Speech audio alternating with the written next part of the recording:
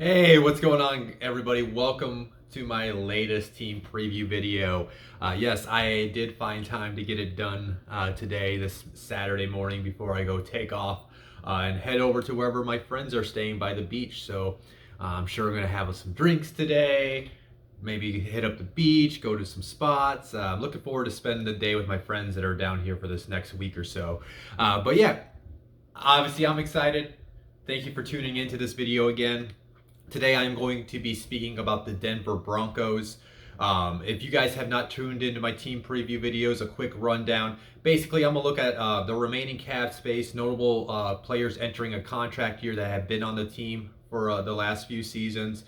And then I do look over their offense, I do look over their defense, and I give my feelings as their team as a whole. While I'm looking over mainly on the offensive side of the ball, I do give it a fantasy football perspective as far as if these are guys I'm trying to draft or how it's going to affect other players' fantasy football seasons. And then the projected starters are pulled from the prospect encyclopedia. And then if you see a star next to anybody's name on either the starters list or on the notable backups list, that means they are listed in the prospect encyclopedia. Quick rundown: you have to have less than 12 career starts, and you have to be from the last 3 draft classes to make it into that list. It's 22 players per team. So yeah, just an idea. Those guys basically, they don't have that NFL experience. You're still looking to see, and as they're in their development stage. So that kind of gives you an idea how much if they're they're youthful, they're up and coming in the league. So yeah, I'm gonna go ahead and get going today. We are looking at Vic Fangio's third year over as the head coach of the Denver Broncos. Obviously, his first couple years have been, I don't know if the word's rough, right? It does seem like he hasn't had a fair shot to show the type of coach he can be. He's had to deal with issues at the quarterback position over the last couple years because of the play there between Drew Lock and others. And then on top of that, his defense, it's been banged up. They lost, they lost Bradley Chubb his first year. Last year they lost Von Miller, plus I think their whole secondary. I remember they were basically down to undrafted free agents playing as cornerbacks last year. But with that being said, though, it does seem like Vic Fangio is kind of still somewhat in a prove-it year as a coach. You guys may remember in my previous videos, I'm a big believer that you should, at minimum, give a coach 3 years to be the lead guy on a team. I'm not a big fan of firing a coach after 1 or 2 years, unless it's like an Adam Gase where he failed elsewhere, then he comes and immediately fails there. That makes sense. But a first-time head coach, I think, should have the proper time to develop his culture and get the players that he wants in his offensive scheme. So here we are. We're at year 3. You can make up the excuses for quarterback play. You can make up the excuses for the injuries, but obviously it's time to start seeing this team produce more wins, be more competitive in games, and for Vic Fangio to prove that he should be the lead guy there in Denver. Because I do believe if this thing does not work out for them, he might be on the hot seat at the end of the year. That's just my personal feelings. Obviously, time will prove elsewise if he's going to be the guy or if he's going to be out after this year or maybe even the next year. We'll have to see about that. But I do think he's got himself a pretty good team. At least he's going to have a really good defense this year. Let me just go ahead and get into this then, since I've already talked up Vic Fangio. Let's look at the remaining cap space. If the Denver Broncos want to make any moves, they got plenty of room to do this. So as of last night, the Denver Broncos have the second most remaining cap space at $28 million per over the cap. So they could go trade for somebody if they wish to. They could go sign somebody, or as you can see, they can give somebody a contract extension and front load the deal if they really wanted to. As you can see, they have a number of guys that have been on their team for the last couple seasons that are entering a contract year. Obviously, Von Miller, he's going to be a Bronco legend. He's going to be a Hall of Famer one day.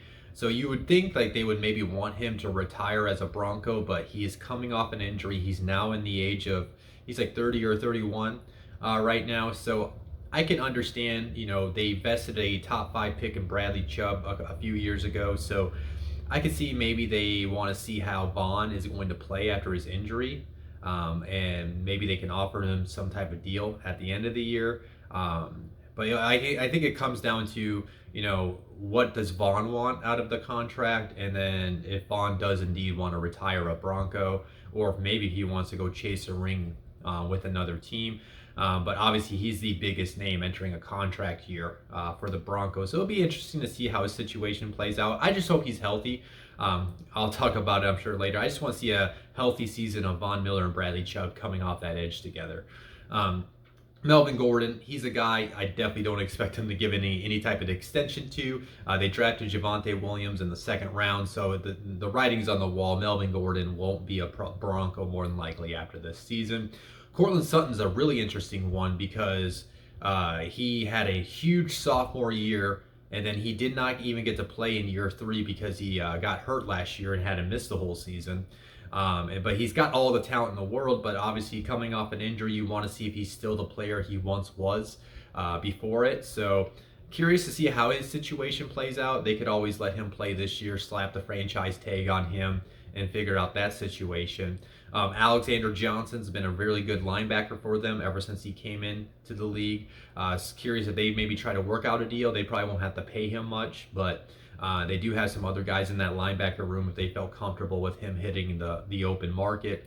Bryce Callahan, first couple years dealt with injuries, had a really strong season last year, so it'll be interesting to see if they do give him one, because he is a Vic Fangio signing. He brought him over from the Chicago Bears whenever he took the job. Tim Patrick's their wide receiver 4 right now.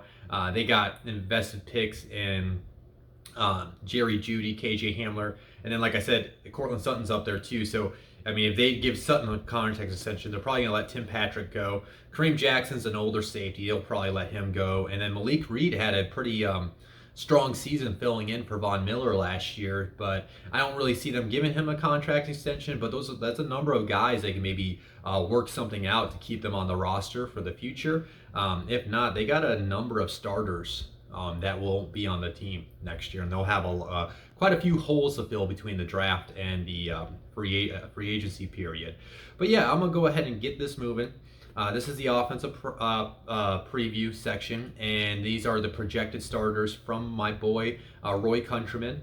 You can follow him at Preacher Boy Roy. And Roy actually started at the quarterback position, because obviously that's the biggest thing that's going to be probably the biggest factor on how this Denver Broncos season is going to turn out. Roy has Drew Lock as the projected starter, which, you know what, I think that does make sense. I think I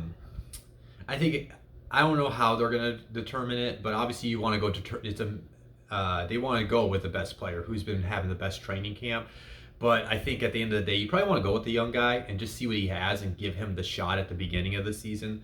So that does make sense. You already know who Teddy Bridgewater is at this point of his career. You know, Drew Lock has completely struggled in his first 2 years. I'm not going to lie, I was completely blinded by his Young Jeezy rapping after his rookie season. I was expecting a big year 2 out of him, because I wasn't a big fan at all of Drew Lock coming out of college. Then I thought his rookie year, he showed some impressive things in his limited time. And then last year, anytime he got on the field, he just had his struggles too. And when you look at the statistics, he's been one of the worst quarterbacks to play over the last 3 years. So that's definitely a concern. But I mean, he's got the arm talent. If you're a owner of one of these wide receivers or the tight end group, you probably want a Drew Lock in there, because he's going to at least push the ball down the field and create those big explosive plays with his arms for his wide receivers. As far as drafting Drew Lock, I wouldn't. No, Drew Lock's a quarterback. He's going to be on the waivers. So if he does indeed get the start, and he does indeed light up the NFL in the first 2 weeks, you can go grab him at that point if he becomes fantasy football relevant. I'm kind of with this quarterback group, it's I kind of understand why you guys wanted Aaron Rodgers, because you put Aaron Rodgers on this team, it's probably going to compete for a Super Bowl this year. And then Teddy Bridgewater, if you look at him, he's just a really efficient quarterback. That's it. He's not going to push the ball down the field. He's not going to, carve up a defense, but he's going to at least, he's going to manage the game, not turn over the ball. and he's going to figure out a way to help move the chains. Here's a stat I pulled since 2018. He actually has the fifth best completion percentage at 68.5%. So again, I don't, Teddy Bridgewater, he's a good, very solid backup that can come in and win you games as a starter if he needs to. But that's where he basically is at this point, which why it makes sense. Roll with Drew Lock. If Drew Lock falls on his face, just put Teddy in there and he'll hold the ship afloat throughout the season. But he might not. There's a good saying that Bucky Brooks and Daniel Jeremiah talk about with the quarterback positions, between trucks and trailers. And Teddy Bridgewater is a trailer. He needs the team to, pull ahead. He's not going to be a truck, and he's not going to pull this team to victories, if that makes any sense. Those guys do a way better job of explaining it than me. But yeah, so either way, don't draft any of these quarterbacks in terms of fantasy football. If they become relevant, you could pick them up, I guarantee, at the beginning of the season off the waivers. So then we want to take a look at the running back position, which is a very loaded group that Denver has right now. Obviously, everybody knows Melvin Gordon. He is their starter right now. I know a lot of people are very high on Javonte to win that job, but it does sound like it's Melvin Gordon's to at least start the season. Ben Albright is he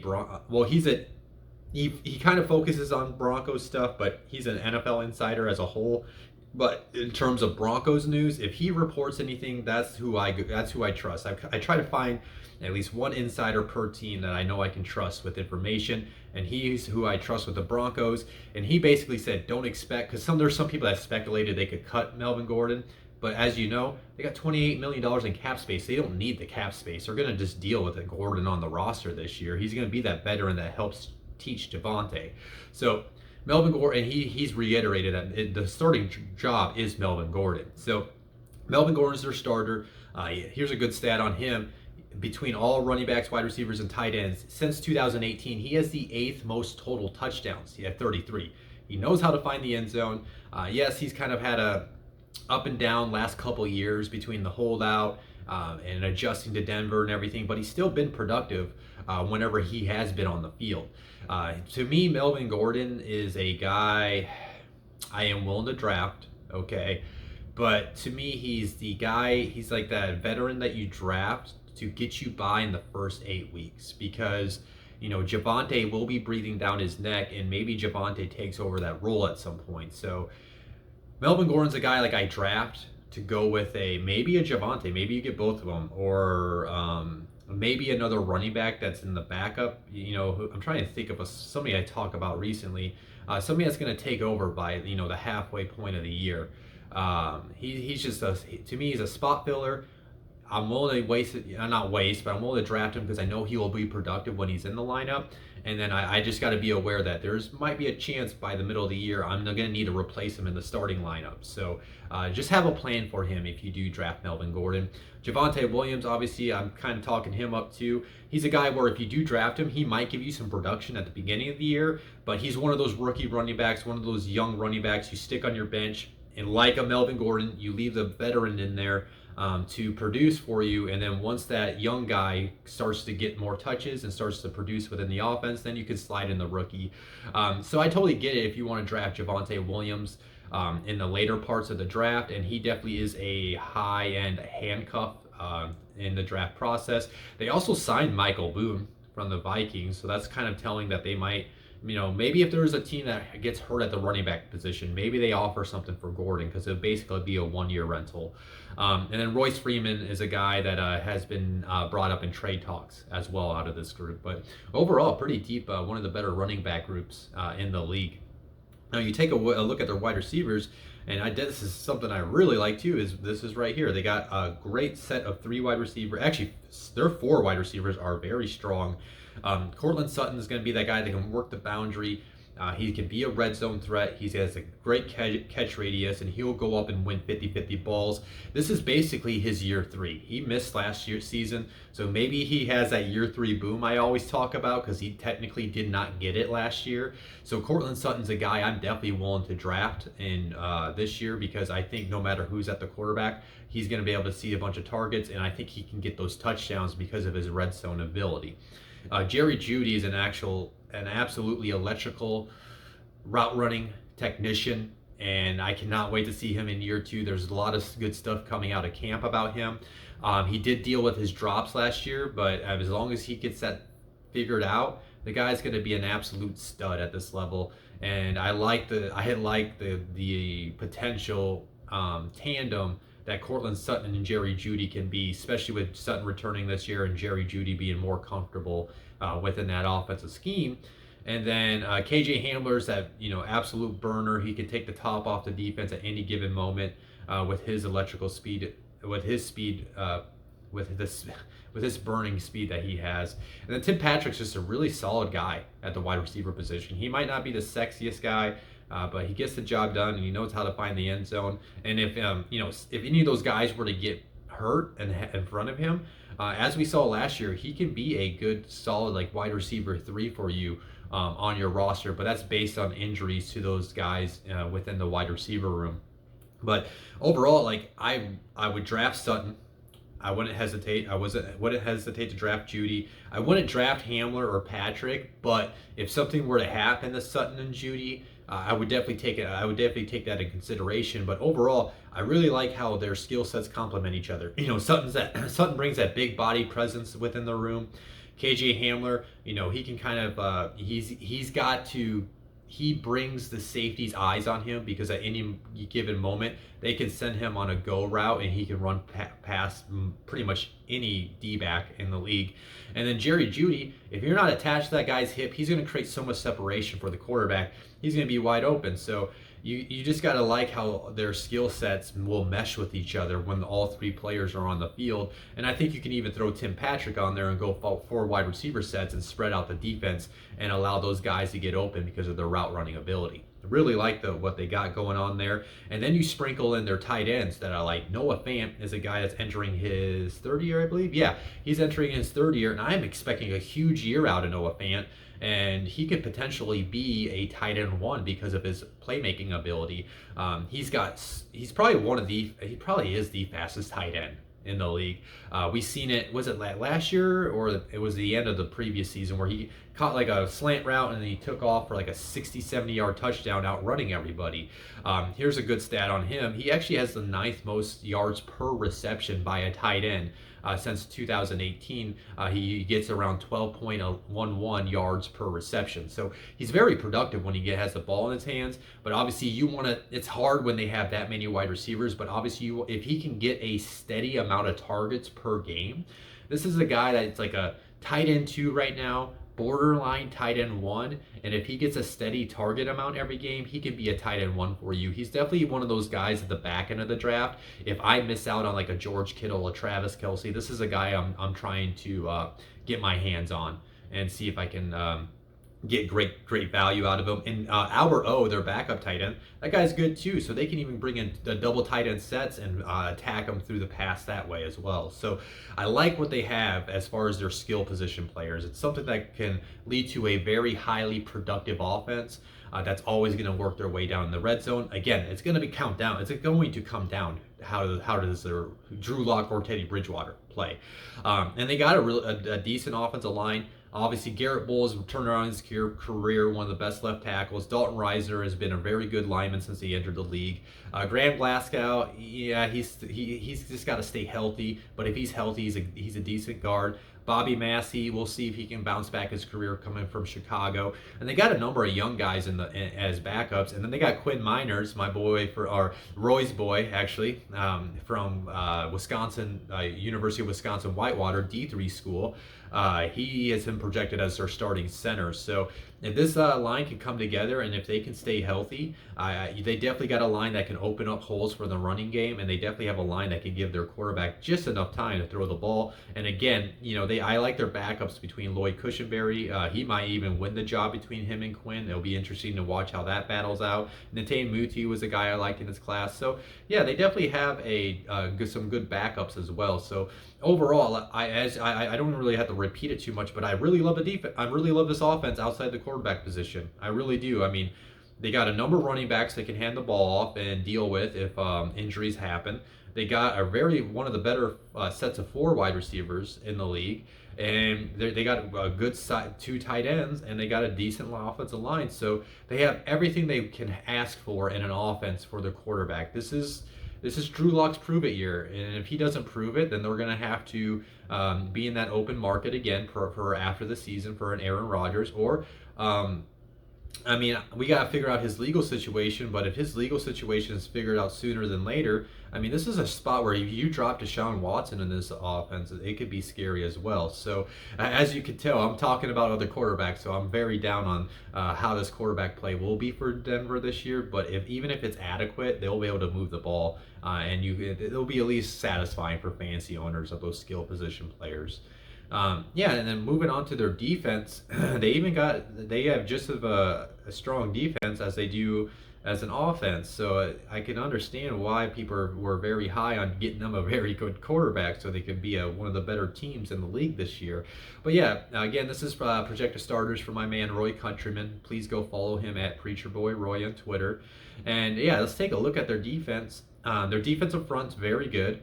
It's a mixture of veterans and young guys between Shelby Harris and Mike Purcell and Von Miller. You got those older aging veterans, and then Draymond Jones is a guy I believe I was looking when I was researching last night. I think I had him as my interior defensive lineman, my 6th ranked lineman in his class.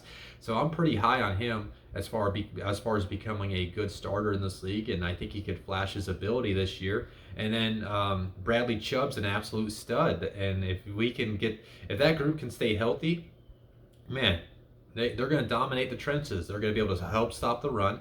And when you've got Bradley Chubb and Von Miller coming off the edge, that's arguably a top five edge rusher tandem in the league. So they're going to be able to wreak havoc on the quarterbacks, which is going to benefit their secondary. And their secondary is pretty much, when I get there, it's really good right now, and they have the secondary to sometimes they say, okay, if you can't get after the quarterback, then your coverage better be good enough to give what you have on the defensive front to at least have time to get after the quarterback. Well, they have a defensive front that can get after the quarterback within that first 3 to 4 seconds, and they have the secondary that can delay and give their defensive front even more time if needed. So I like how that's going to complement each other. But my biggest concern with their defensive front is the depth. They have McTelvin Agam. He's a guy. He's a good prospect from the prospect encyclopedia. But looking at the other parts in their interior defensive line, it's nothing really sexy. So they better hope that group can stay healthy within the interior of the front.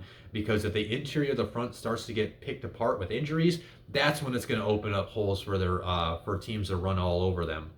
And then when you look at their linebacker group, I already kind of talked up Alexander Johnson. He's been very solid for them. Baron Browning from Ohio State is a guy I was really high on, and I can't believe they got a hold of him. So it's going to be very interesting to see how he comes on as a rookie. But that might end up being a really decent tandem. But either way, they got a good defensive front in front of them, and so they are going to be able to kind of move all over the field and be able to easily flow to the ball and make their tackles. And they do have Josie Jewell, who's been decent since he's been in the league. And then I already talked up Malik Reed as a backup outside linebacker. And they got a number of youthful guys they can put in the rotation just in case Vaughn and Bradley also do need a break. And then taking a look at their secondary, like I was talking about, like their secondary is like probably one of the better ones, again, in the league. I mean, they drafted Patrick Surtain the second. They got Justin Simmons, Kareem Jackson, Bryce Callahan, and they signed Kyle Fuller from the Bears. And then they also have Ronald Darby, who's a veteran cornerback, who's going to work in this rotation. And I'll bring up one name, Michael Ojemudia. I think that's how you say it. He was a rookie last year. He got thrown into action getting a few starts because of all the injuries. And I liked him, coming into the draft class, and I thought he showed some promising things. So they got you could clearly tell that Vic Fangio is, after dealing with all those injuries to the quarterback position, he wanted to make sure he had a very deep group this year, which he does. He has a very deep cornerback group, as you can tell. I would doubt some of those guys you're seeing over there on notable backups, they might not even make the final roster because of how many cornerbacks that they have. Now, here's a couple stats I wanted to bring up on that secondary. For First of all, as you can see, Ronald Darby as a backup, either way, he will get his way on this field. He's actually got the fifth most pass deflections since 2018. Now here's another show of the ball skills that secondary has in Denver. Justin Simmons and Kyle Fuller, they are among 10 players with a season of 75 plus tackles, 12 plus pass deflections, and 3 plus interceptions since 2018. Justin Simmons alone is tied for the third most interceptions since 2018 at 12, and then Kyle Fuller is tied for the third most pass deflections since 2018 and with 41. He's tied for the fourth most interceptions since 2018 with 11. So they got some guys that know how to get their hands on the ball and create those turnovers. So you definitely like that. I mean, man, this defense can be a top 5 defense with everything they have, as long as they can. I mean, I know it's kind of repetitive for me to say this at this point with most of the teams, but as long as they can stay healthy, because I do have my concerns if the interior line starts to get banged up with injuries, as well as some other like their safety group. If those guys go down at all, they'll be depending on young guys, and they're not too deep at the interior linebacker position as well. But overall, as a whole, this is going to be a very strong defense for Denver this year, and they're good. They're as far as fantasy terms, they're one of those defenses to me are a high floor defense, which means they might not have the best matchup against they might be playing a good offense, but they're going to get their certain amount of points every week for you. So they're the ones that you can maybe pick up and maybe consider keeping for multiple weeks. They do have the Giants on week 1. I haven't done my Giants preview, but I will say I do kind of like the potential of the Giants offense, so that would kind of make me hesitant. But then they got Daniel Jones, who's been a turnover machine. So I would definitely consider drafting the Broncos to stream them week 1 against the Giants. But overall, very strong defense.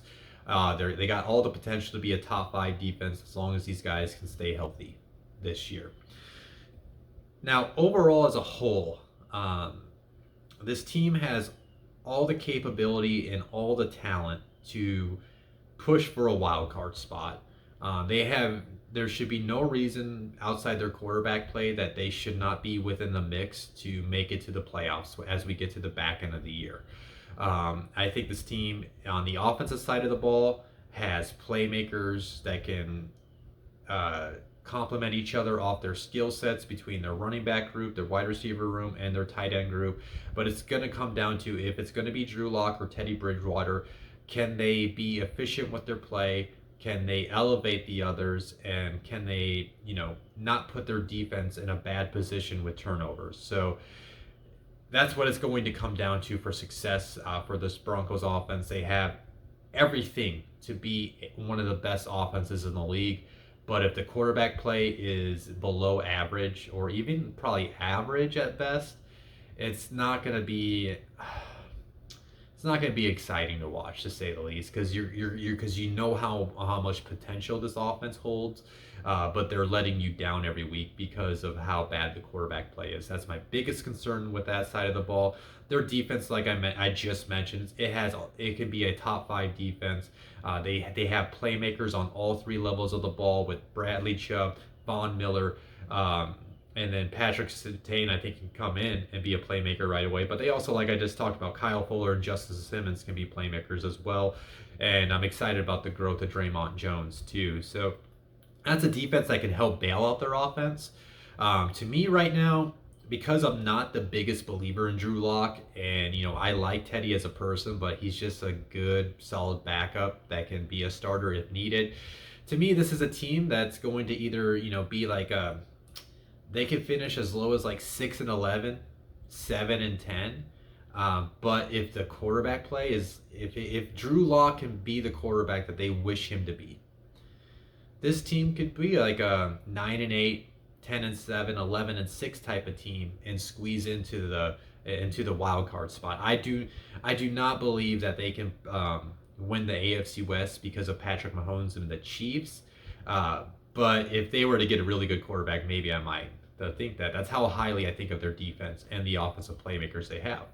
But yeah, that's the video today, guys. This one went a little bit longer. I will not be surprised as I have more better teams to talk about with more stats and all that stuff. I might go a little longer on those episodes. But I do thank you guys for tuning into today's episode about the Broncos. Please make sure you like this video. Please make sure you subscribe to my channel. Go tell a friend to check out these videos that I'm pumping out. The next team I will be doing will be the Dallas Cowboys. I am planning on doing that on Monday morning, so that gives me time to go spend some time with my friends today, and then I'll work on that some point tomorrow, so I can get that out to you guys on Monday morning. So again, I'm about to go head over to the beach at some point here shortly, and I hope you guys have a wonderful weekend if you watch it today. If not, whatever day you're watching this on, go live your best life. Later.